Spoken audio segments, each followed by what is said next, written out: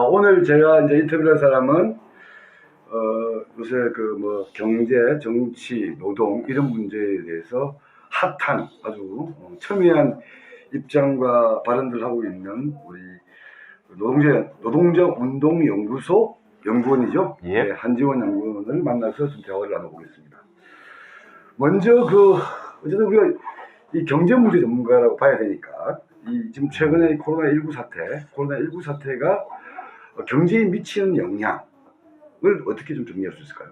뭐 대부분 다 알잖아요. 다 뭐 이게 내수가 얼어붙고, 그냥 또 뭐 자영업자들 지금 거의 직격탄 맞고, 그다음에 뭐 돌봄 노동자들이라든가 학교 비정규직 노동자 같은 경우는 이미 생계 곤란이 온다. 이런 것들은 이미 체감하고 있는데 좀 거시경제적으로 한국 경제에 미치는 영향을 어떻게 봐야 되는지. 예. 우선 그 코로나 사태 이제 이전에 봐야 될 것이 이제 뭐 우리가 이제 코로나도 바이러스도 마찬가지지만 건강한 사람에게는 뭐 코로나가 뭐 그냥 감기 정도로 간다고 하지 않습니까? 네. 하지만 이제 기저질환이 있거나 체력이 약하거나 몸에 이제 사전에 문제가 있을 경우에는 여러 가지 이제 좀 심한 증상으로 나타나는데 경제 역시도 현재 코로나 사태의 직접적 원인도 중요하지만 그 전에 코로나 사태가 기존에 가지고 있었던 여러 가지 거시경제적인 문제들을 좀 극단적으로 증폭시켜서 나타내는 것 같습니다. 여러 가지 문제를 하면 우선은 제 생각에는 코로나 사태가 드러내는 게 가장 직접적으로는 2007, 9년 세계 금융위기 이후에 쭉 세계 경제가 흘러왔던 여러 가지 문제점들을 코로나라는 사태가 이제 방아쇠가 돼서 여러 가지 증상을 나타내고 있다고 보여지는데, 또 여러 가지 나라들을 보자면은 우선 미국 같은 경우 가장 이제 뭐 중요한 얘기일 텐데, 미국의 성장이 이제 꽤 오랫동안 경기 확장이 이루어졌다라 뭐 이런 얘기들이 있는데, 트럼프 시절에 나름대로 경제가 약간 좀 호황까지는 아니더라도 성장이 되면서 오히려 트럼프가 당선됐던 배경이 된다, 뭐 이런 얘기도 하잖아요. 어쨌건 코로나가 세계 경제 가지고 있는 세계 경제 가지고 있던 기저질환 때문에 훨씬 더 악화된 형태로 경제 상태를 악화시키는 면면이 있는데, 큰 그림부터 볼게요. 전체적으로 큰 그림부터 보자면은 우선 세계 금융위기 이후에 미국 세계 경제가 어떻게 성장을 해왔냐면은 두 가지였죠. 하나는 양적 완화라고 불리는 돈을 푸는 거죠. 네. 돈을 풀어서 기존에 가지고 있던, 특히 부동산 시장이나 이런 데서 가지고 있던 부실 채권들을 중앙은행이 싹 싸들여갖고 현금으로 바꿔줘갖고 이제 은행에 현금을 채워놓은 방식으로 하나 막아놨고, 두 번 하나 이제 정부 재정 적자, 정부가 재정을 풀어서 경기 부양들을 쭉 해온 방식으로 성장을 해왔는데, 그런 과정들이 한 10년 된 겁니다. 실제로 보면 10년 동안 하면서 이 과정을 성장을 해왔고, 사실 미국에서 보다 하더라도 생산성의 상승을 통한 어떤 경제 성장이라든지 뭐 기존과는 다른 어떤 큰 뭐 구조 개혁이 있다든지 이런 것들은 별로 없었습니다. 약발로 돈 풀고 정부가 적자 해갖고 약발로 이제 쭉 컸던 것들인데, 이런 상황에서 이제 코로나가 닥치니까 뭘 어떻게 할 거냐, 예전 같으면 또 돈 풀어라 하는 건데, 돈 풀어라 하는 방식인데 이게 어렵다는 거예요.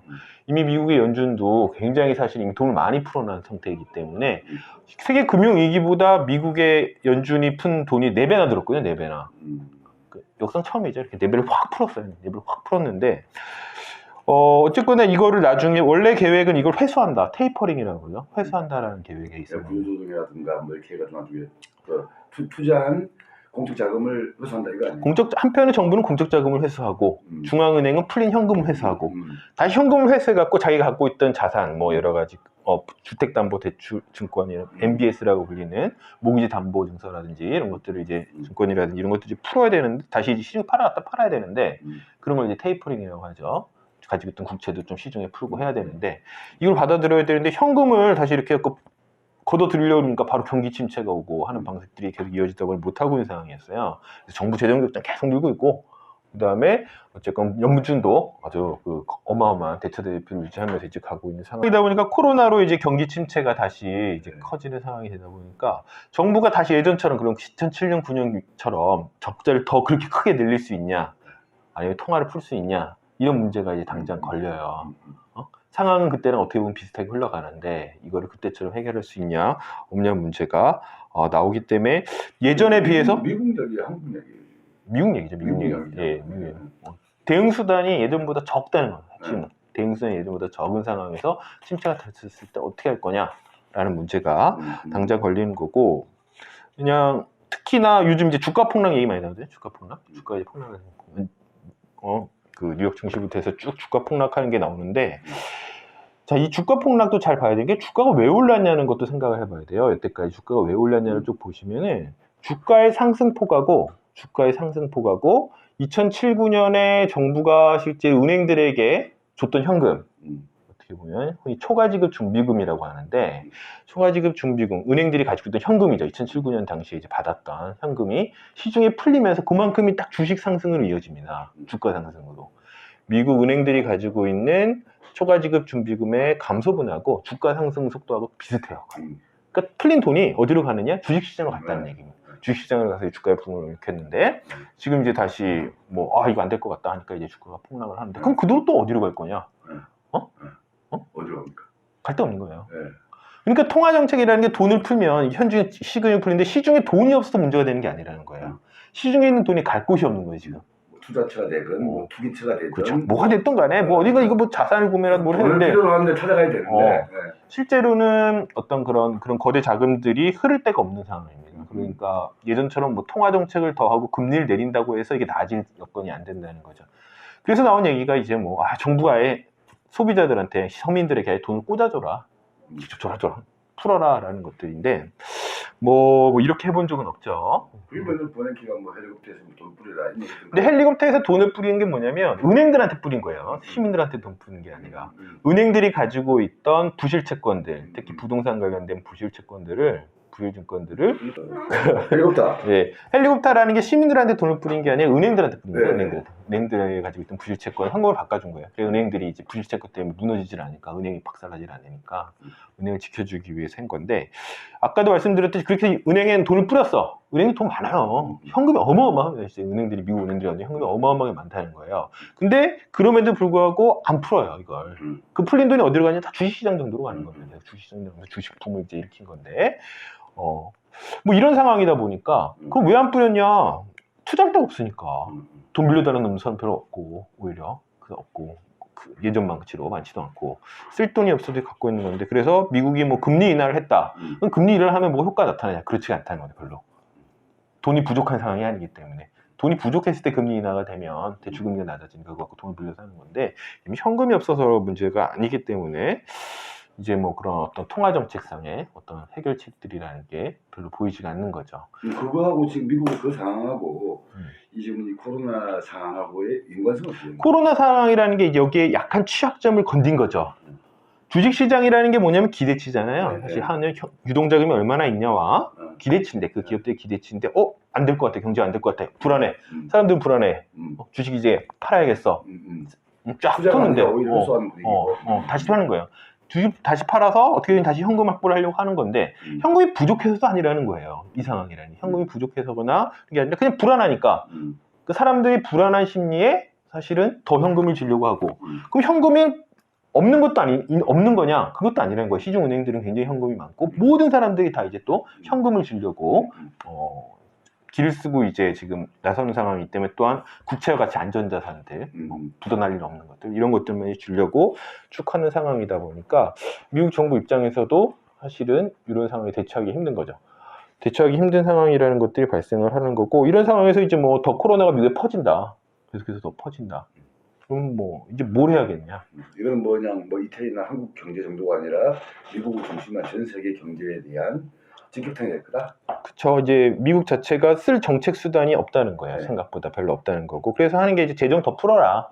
재정 적자해서 국채 발행해서 재정 적자해서 하라는 건데. 참 이게 정부가 화수분도 아니고 이미 미국의 재정 적자, 미국 정부 부채라는 게 이미 GDP 대비 100%를 넘어선 지도 꽤 됐고 계속해서 적자를 더 하면서 갈 수 있느냐도 문제가 됩니다. 여러 가지. 왜냐하면 미국 정부 부채가 계속해서 커진다는 건 반대로 얘기하면 정부의 지불 능력에 대해서 사람들이 지금이야 믿지만 뭐 미국이 끝나면 세계가 끝나는 거 아니냐라고 네. 해서 믿겠지만 이게 어느 정도까지 계속 이어질 거냐라는 문제가 되고 만약에 미국 정부의 지불 능력에 대해서 신뢰가 사라지면 달러 어떤 자체가 확 문제돼. 예, 이제 달러가 무너지는 세계 화폐가 무너지는 거야. 세계 화폐가 무너지는 상황이 이제 거의 이제 뭐 종점이 되는 거죠. 그쯤 되면 이제 종점이 되는 거고 그때부터는 이제 뭐 어떤 판이 될지 이제 큰일이 벌어지는 거죠. 이제 세상이다. 그래서 아마 이제 당장 그런 사태가 바로 온다기보다는 그런 위험성들이 좀 더 커지는 상황들 계속해서 커지는 상황들 속에서의 대책이라는 것들이고 자 이런 상황에서 그런 상황에서 일단 미국 얘기 대충 알겠고 자 지금 현재 이제 어쨌든 거기는 이제 코로나가 조금씩 이제 확장세에 대한 위기감이 이제 발령되고 있는 거잖아요. 예. 미국 같은 경우는 지금 한국 같은 경우는 이제 어떻게 봐야 되는 거냐? 한국에 이 코로나가 미치는 뭐 경제적 파장 물론 미국이라든가 세계 경제에 영향을 또 받을 수밖에 없지만 한국 이야기를 좀 좁혀서 얘기한다면 예, 한국 이야기를 좁혀서 하자면은 한국은 이미 코로나가 오기 전에 경기 침체 수준이 상당했죠. 그래요? 그렇죠. 올해 2019년 성장률이 이제 2% 정도 되는데 2%도 정부가 좀 무리해서 1%대는 안 되겠다 해서 막아서 2%대 간신히 만들어 놓은 건데 이 상태가 되면은 뭐 2% 무너지는 건 기본적인 될 건데 기본적인 방향이 될 건데 이게 첫 번째로는 세계 경제 침체에 한국 경제는 영향을 많이 받죠. 수출 주도 성장이다 보니까 수출이 아무래도 성장률을 주도하는 스타일이다 보니까 세계 경제가 침체하면 당연히 영향을 더 많이 받고요. 특히 한국 경제에 영향을 많이 주는 게 중국 경제인데 중국에 대해서 아무래도 무역을 많이 하다 보니까 수출 많이 하다 보니까 중국 같은 경우는 뭐 나오고 있듯이 기본적으로 뭐 2, 3% 성장률을 기록할 수도 있다. 아니면 그보다 더 낮아질 수도 있다. 이런 얘기가 많이 나올 정도로 안 좋은 상황이다 보니 한국의 이제 그런 수출 문제가 수출의 어떤 감소라든가 수출로부터 이어지는 경기 문제들이 전체적으로 문제를 많이 받게 될 것 같습니다. 거기다가 또 여러 가지 문제가 있는데 우리나라 같은 경우 특히 문제가 될 부분이 지금도 문제가 되지만 자영업 부분이 더 심각하게 문제가 될 겁니다. 우리나라 자영업은 사이즈가 너무 크잖아요. 비중이 크다는 거죠. 예, 경제 차지하는 비중이 너무 큰 데다가 그렇다고 거기다가 또 굉장히 저소득이죠. 예. 자영업 자체가 임금 근로자보다도 훨씬 더 저소득 상태이기 때문에 취약한 상태이기 때문에 경기 침체 여파가 커지면 자영업 부분이 직격탄을 받는데 예전 같으면 수출이 잘 되면 뭐 이걸 어떻게든 수출 부분에서 흡수를 한다든지 수출 쪽에서 제조업이라든지 아니면 수출 쪽에서 수출을 하고 뭐 이렇게 흡수를 하고 수출이 되니까 거기서 또 소비가 이어져서 어떻게든 내수 침체 뭐 좀 이렇게 또 하고 이렇게 되는 것들이 되는데 현재는 수출이 안 되는 상태에서 내수까지 어려워지는 상황이고 자영업 부분은 이미 몇 년에 걸쳐서 굉장히 전반적으로 내수 사정이 좋지가 않았기 때문에 이미 체력이 굉장히 낮아져 있는 전반적으로 상태에서 코로나까지 맞게 되는 직격탄이죠. 특히나 내수에 안 움직이니까 이렇게 돼요. 우리 요 밑에 층에 있는 지금 우리 그 여행사 하나도 지금 계속 문을 안 열고 있더라고요.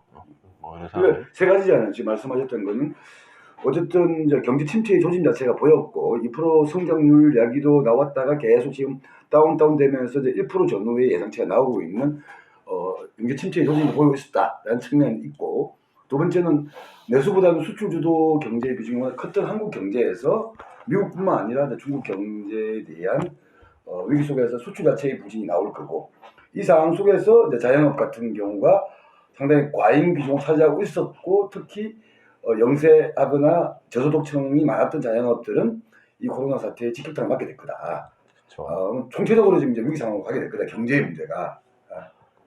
그런가요? 예. 이렇게 정리할 수 있습니다. 예, 잘 정리하셨네요. 그러면 답이 뭡니까? 그러니까 이게 그래 뭐 어려지겠다. 어느 정도의 심각성 우리가 보통 보게 되면 뭐 9697, 뭐 IMF 시기하거나 이때 이제 또는 뭐 2007년부터 9년까지 그 상황 이것도 사실 우리 이 지금 뭐 20, 30대 세대가 볼 때는 워낙 먼 이야기잖아요. 옛날 이야기잖아요. 그래서 이게 이제 경제의 어떤 위축과 침체라는 것이 우리의 삶에 어떤 영향을 드러날 것인지에 대한 불안감만 있는 것 같아요. 이걸 좀 표현한다면 뭐 우리가 어떤 겨울로 가는 건가 지금. 비교를 해보자면 97년 외환위기 때는 세계 경제가 어떤 상황이었냐면 전체적으로 성장하는 상태였어. 금융 세계화 성장이라고 하죠. 예. 금융 세계화 덕분에 굉장히 성장하는 시기였어요. 예. 미국을 비롯해서 쭉 성장하는 시기에 한국 경제가 무너진 거죠. 예. 그래서 구조 조정을 통해서 수출 중심으로 해서 다시 금방 회복이 된 거예요. 어느 정도. 전 세계적으로는 오히려 금융적 팽창과 성장 국면이었는데 한국에서는 이제 외환을 매개로 한 이제 타격을 받았던 거고. 예, 위기를 겪었기 때문에 세계 경제 덕분에 살아난 거고. 예. 2007, 9년 세계 금융 위기 때도 심각했지만 중국이 살았죠, 그때. 음. 중국이 화끈했죠.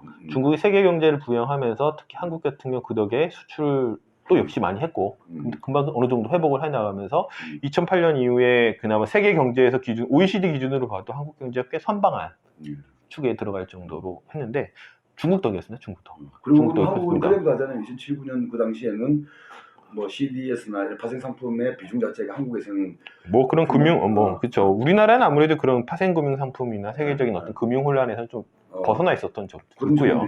예. 그다음에 중국이 아직은 건재했던 측면도 있었던 거고. 예. 특히 중요했던 건 어쨌든 중국이 성장을 하니까 한국 제조업들이 굉장히 크게 성장을 하면서 살아났는데 문제인데 지금은 세계 경제는 세계 경제는 뭐 다 어렵고 중국은 더 어려워지고 있고 이런 상황에서 이제 수출이 주도할 수 없는 상황.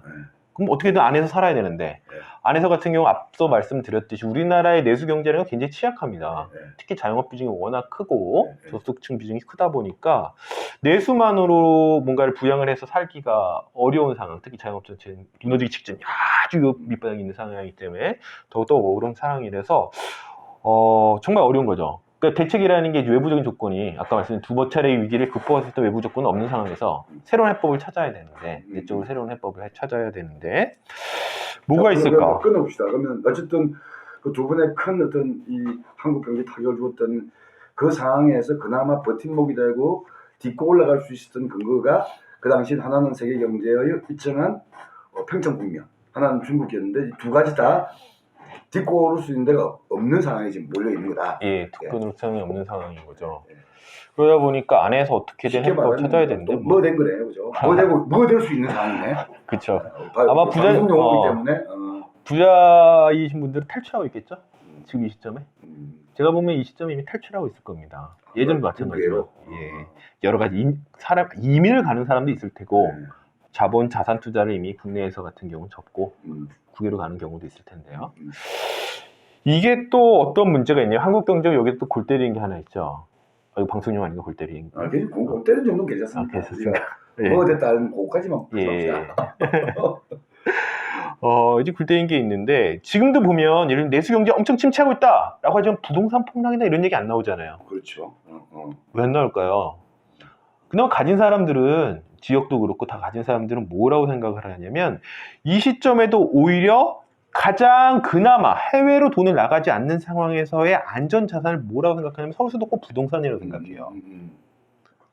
그래서 오히려 돈 있으면 더 부동산을 가요 지금은.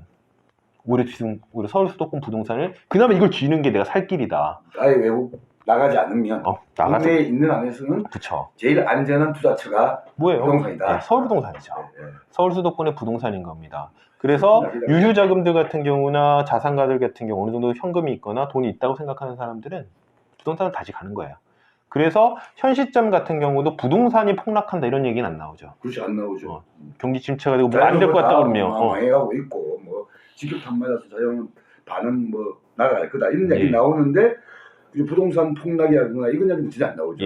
예전처럼 뭐 부동산이 막 뭐 치솟는다 이런 분위기는 안 나오겠지만 그럼에도 불구하고 상대적으로 봤을 때 다른 부분의 침체에 비해서 부동산은 침체 속도가 느리거나 오히려 때는 그냥 현 수준을 유지할 수도 있는 이런 상황들이 이제 엮여지게 되다 보니 사람들 서민들의 소득이나 생존은 더 어려워지는데 부동산 자산 가격은 그렇게 떨어지지 않는 반대로 하면 빈부격차 커지는 겁니다. 이런 방식으로 커지게 될 수 있는 겁니다. 이런 식으로 커질 수 있게 되고 이러다 보니 문제가 생겨요. 이게 당당한 대한민국이 되는 건가? 네, 이게 어떤 문제가 생기냐면 요즘 나오는 대책 중에 하나가 이제 뭐 현금 n분의 1로 나눠주자. 그래도 다른 물어볼게요. 그 이야기 다른 하여튼 그래서 이 경제 코로나라고 하는 이런 보건 방역 질병의 문제에 대한 문제도 또 위기적 상황이고 사람들이 위기의식은 있지만 이것이 미치는 한국 경제에 미치는 영향 자체 상당히 심각하게 다가올 것이고 이거는 뭐 말씀하셨던 대로 이제 격차 문제는 더욱더 심화시켜 나가는 특별한 지가 없다면 예. 그렇게 되는 거죠. 그러면 이 상황에서 제가 뭐 여쭤보고 싶은 게 지금 일각에서 나오고 있는 뭐 재난 기본소득이라거나 뭐 어차피 뭐 특히 이 영세한 저소득층한테는 뭔가 경제활동을 할 수 있는 자체가 위기를 얻고 있기 때문에 재난 시기에 맞는 기본소득을 하자 이런 제안들이 지금 곳곳에서 나오고 있는 상황이잖아요. 물론 정부는 채택을 하고 있지 않지만 이 문제도 어떻게 봐야 되나요? 저는 당연히 정부 지원이 필요하다고 생각하는데 정부 지원은 이런 시기는 보편성보다는 오히려 특수성을 더 따지는 게 중요하다고 그거 봅니다. 중요한 얘기인데 지금 이런 시기에는 어떤 보편적 지원 개념보다는 그죠. 뭐 사각지대, 저소득층, 취약계층 특수하게 가는 게 맞다. 예, 특수하게 어떻게 보면 가장 취약한 계층에게 확실하게 지원을 하는 게 우리도 필요한 거죠. 사람들은 예산에 제약이 없다라면 다 주면 좋죠. 근데 예산이 제약되어 있는 상황에서 이걸 얼마만큼 효과적으로 쓸 것인가를 생각을 해보면 가장 취약한 계층, 특히 자영업부터 시작을 해서 비정규직이라든지 아니면 굉장히 우리 콜센터 노동자들이나 돌봄 노동자 그쵸. 같은데 취약 노동자들, 노동자들이죠. 휴업이라든지 이런 어떤 해고라든지 이런 상황에서 굉장히 취약해질 수밖에 없는 노동자들에게 더 많은 액수를 그냥 훨씬 더 과감하게 지원하는 게 중요하지. 예전에 어떤 기본소득이나 이런 어떤 프레임을 가지고 누가 어려운지 어떻게 하냐 그냥 뿌리자라는 방식으로 대책을 하게 되면 제약된 예산에서는 오히려 더 필요한 사람들에게 돈이 더 못 갈 수 있다는 거예요. 재정 지원이 훨씬 더 못 갈 수 있고 다른 문제도 생기는데 두 번째 문제 생기는데 아까도 잠깐 말씀을 드렸지만 이런 식으로 현금이 살포됐을 때 이 현금이 어떻게 이용될 거냐. 만약 뭐 김경수 지사 제안대로 월에 한 50조 풀자.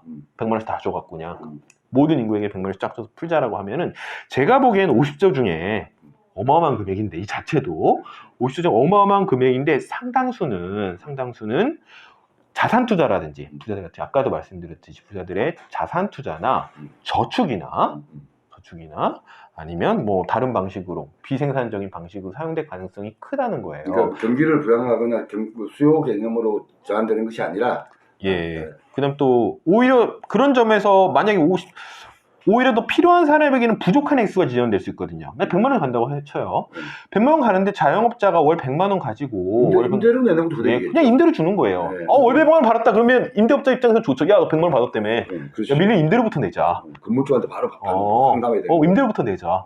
은행들 내지는 뭐 어떤 그런 상환 압력을 받고 있는 특히 저소득층일수록 굉장히 어떤 그런 생존과 관련된 채무들이 많은데 당연히 100만 원 받았다며. 갚아야지. 제2금융권 좋겠네요.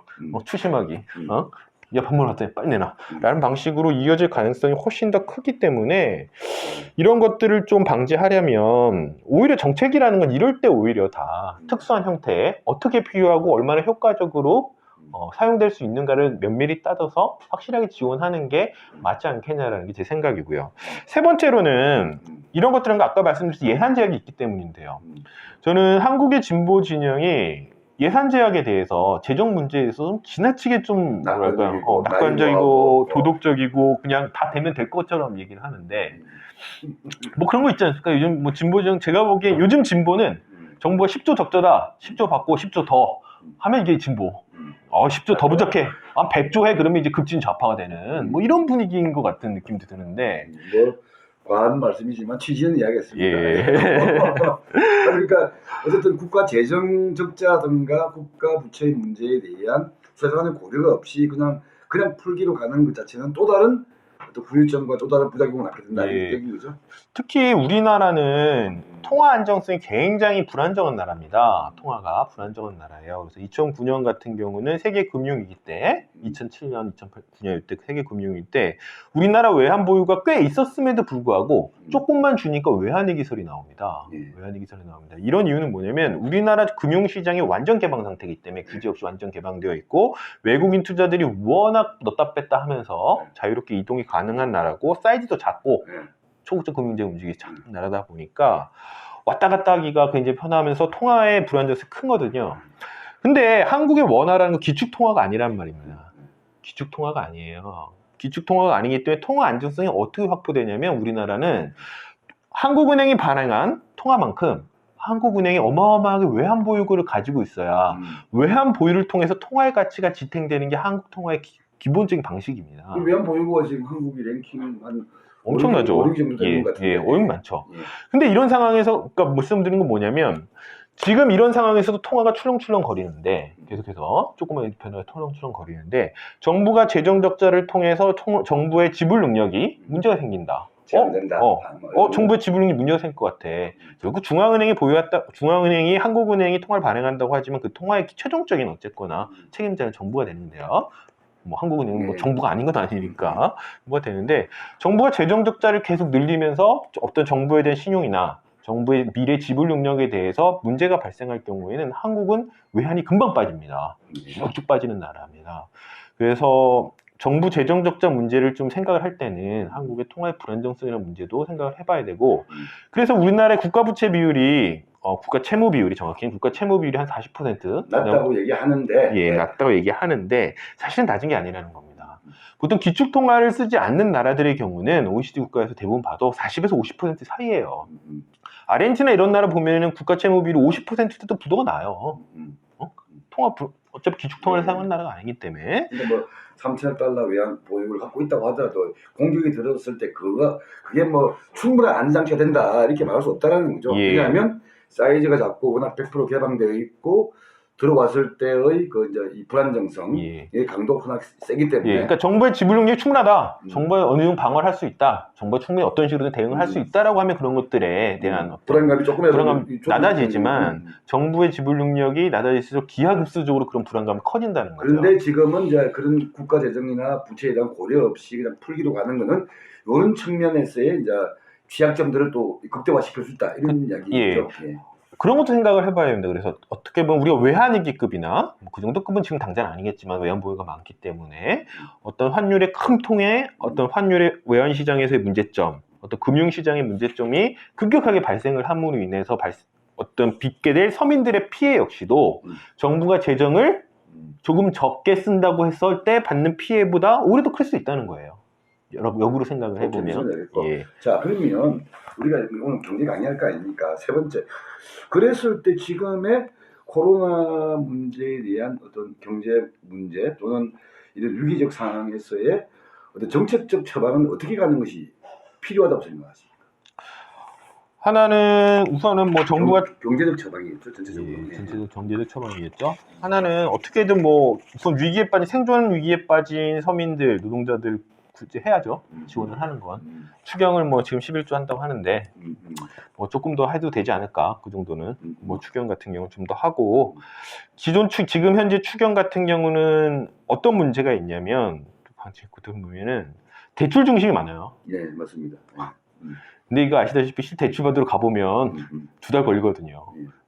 제 친구 하나도 지금 학교 급식 업체를 하는데, 급식 납품 업체를 하는데, 그 친구 하는 말이 지금 서류 심사 놓으면 2달 걸린답니다. 2달 걸리는데 2달 후에 우리가 없을 것 같다. 대출이 나올 때쯤 보통 없다. 아니, 그런 이야기는 뭐 정의당에서도 이거 뭐 직접 지원 개념은 약하고 다.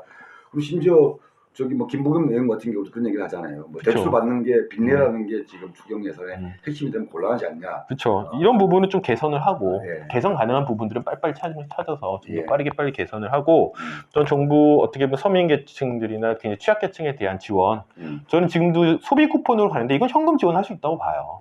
소비 쿠폰으로 주는데 이게 어떤 문제가 있냐면, 소비 쿠폰이 한편으로 방법이긴 한데 문제는 소비 쿠폰은 소비의 제약이 있습니다. 받아주는데 많이 생각보다 그렇게 예를 들어서 뭐 재래시장 가야 된다거나 한정을 시키죠. 한정을 시키지 않습니까? 근데 뭐 긴급한 상황에서 써야 될 돈들이라는 게 반드시 그런 생필품 구매만 필요한 건 아니거든요. 생필품 구매만 필요한 건 여러 가지를 필요하기 때문에 어느 정도 현금 지원할 수 있다고 보고, 그런 것들은 좀 더 유연하게 대처하는 부분들을 하는 것들이 필요할 것 같고. 그러나 기본소득 이런 식으로 현금을 접근하는 건 아닌 것 같고. 기본소득식 접근법은 아니고, 또한 그런 어떤 재정의 문제에 있어서도 지나치게 낙관적으로 뭐 월에 50조씩 풀자 뭐 이런 식의 이제 접근법은 오히려 사태 해결에 도움이 되지 않을 거다. 적으로 도움이 되지 않을 거다. 그런 것, 그런 측면이 하나 있고, 두 번째로는 우리가 이런 기회에 오히려 여러 가지 방식 개혁도 해볼 수 있다라고 생각을 하는데, 저는 뭐 민주노총을 포함해서 노동조합 같은 경우는 좀 임금과 고용을 오히려 적극적으로 좀 나누면서 일자리를 좀 지키고 노동시간도 줄이고 하는 방식의 적극적인 대처를 좀 찾아봐야 하지 않을까라는 생각도 있습니다.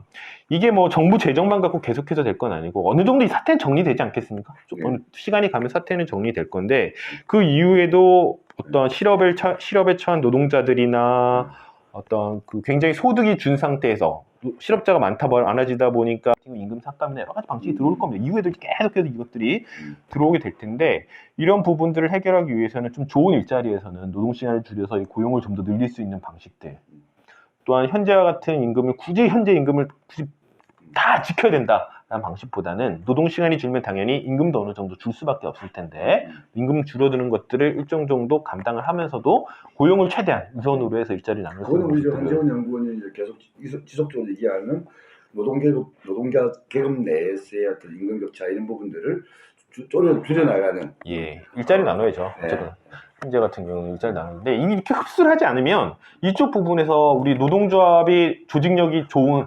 부분에서의 일자리를 증가시키지 않으면 남은 일자리 증가해봤자 다 좀 질이 나쁜 일자리들이 대부분입니다. 그래서 공공이나 대기업에서 일자리를 좀 늘려야 되는데 그 일자리를 늘리면 어떤 그 부분의 노동자들이 약간의 양보와 일자리를 나눌 수 있는 방식들의 대립적인 방법. 오히려 저는 이런 걸 통해서 정부와도 교섭을 하고 기업단체들도 다 뭐라고 해서 차라리 경총하고도 교섭을 할 수 있다고 봐요. 그렇죠.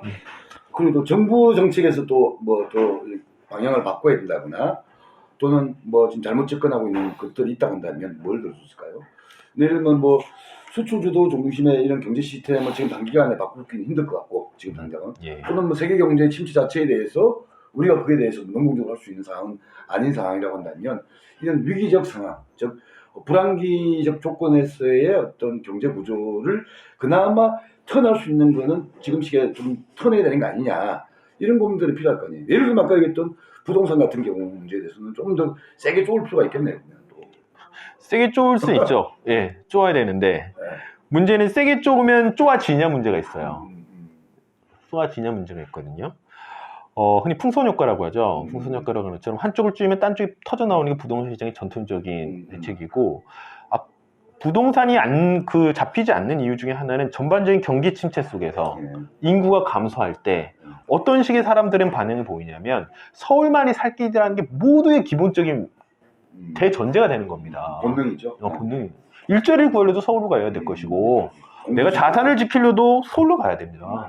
아무리 쬐도 다 사람들은 더 서울로 갈 수 있어. 계속해서 서울로 몰릴 수밖에 없는. 정책적으로 조금 아까 이게 첫 번째 얘기했던 거는 어쨌든 취약계층, 자영업자들이나 인대에 대한 좀보다 공격적이고 적극적인 대책이 필요하다. 이건 뭐 기본소득 개념과는 다르게. 두 번째는 어쨌든 범노동계층, 범근로계층 내에서의 어떤 연대, 임금과 고용을 둘러싼 연대 전략을 고민해야 된다.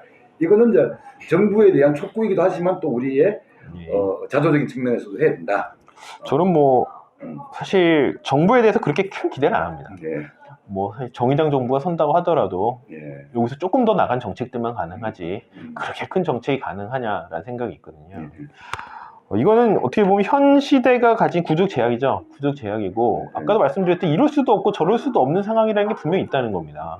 무조건 문재인 탓하고 될 문제가 아니라 이럴 수도 없고 저럴 수 없는 탓이 있다는 것이고 이럴 때일수록 오히려 노동자들이 서민들이 스스로 자주할 수 있는 스스로 대책을 강구할 수 있는 어떤 당력과 연대 스스로의 정책들을 만들어야 된다고 생각하거든요. 우리나라에서 가장 크게 비어있는 제도가 뭘까요? 정부 제도? 저는 아니라고 봐요.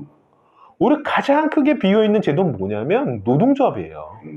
노동조합이 전국 교섭을 할 수도 없고 선별 교섭을 할 수도 없고 노동자 전체를 포괄하지도 못하고 이 부분이 세계에서 제일 비어있는 부분이라 생각하고 선진국 사이에서도 우리 스스로가 가장 비어있는 거고 임금 격차 문제 뭐 다들 아시다시피 세계 최고죠.